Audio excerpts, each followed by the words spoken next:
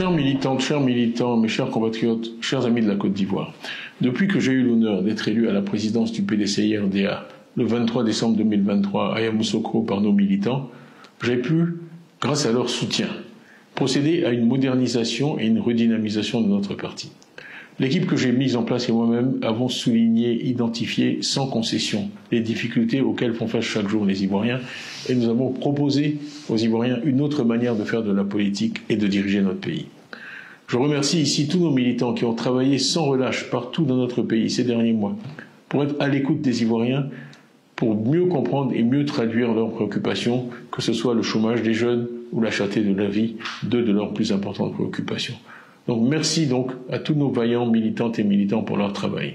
Grâce à ce travail, nous avons suscité chez nos compatriotes un engouement réel pour notre parti. Ainsi, le nombre de nos adhérents a doublé au cours des 12 derniers mois. Malheureusement, ces avancées annonciatrices de notre prochain retour au pouvoir d'État ont déclenché des attaques répétées et injustifiées, avec la justice pour principal instrument. En effet, depuis plusieurs mois, le PDCI-RDA et moi-même sommes l'objet d'un harcèlement judiciaire inique et insidieux, orchestré dans l'ombre, mais porté à visage découvert par des personnes manipulées, avec pour seul objectif de nous écarter de la vie publique et politique, de nous priver de nos droits fondamentaux de citoyens et de porter atteinte à ma dignité, allant jusqu'à me contester ce qui est le socle de toute existence humaine, ma nationalité.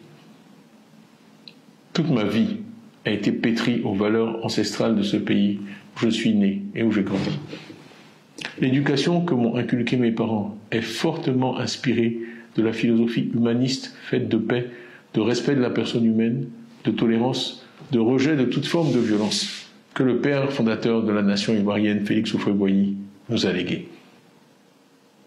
Malheureusement, il semble que certains d'entre nous n'ont rien retenu de l'histoire récente et combien douloureuse de notre pays. Toutes ces manigances que nous voyons chaque jour visent à entraver la marche vers le pouvoir d'État du PDCI-RDA, qui m'a plébiscité d'abord comme président du parti en décembre 2023, et puis en avril 2025 comme son candidat à l'élection présidentielle d'octobre 2025. On veut m'écarter du débat démocratique, parce que je suis porteur de l'espoir qu'une autre Côte d'Ivoire est possible.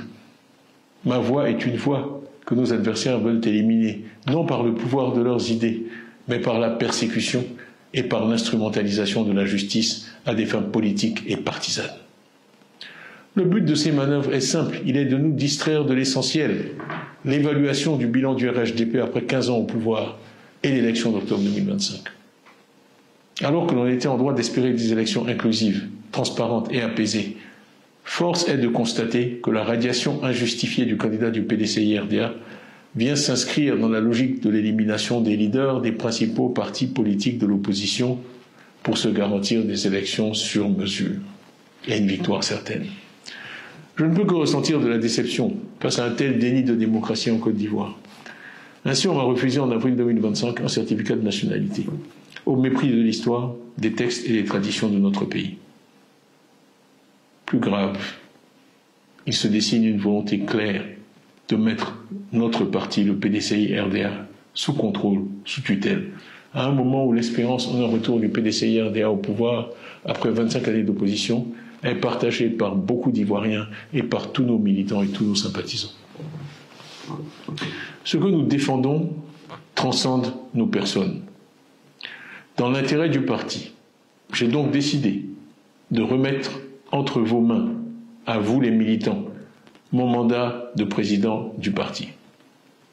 Cette décision ne change rien à l'engagement que j'ai pris en décembre 2023 de conduire personnellement notre parti à la victoire en octobre 2025 pour libérer notre pays de la peur et de l'injustice, et je le ferai.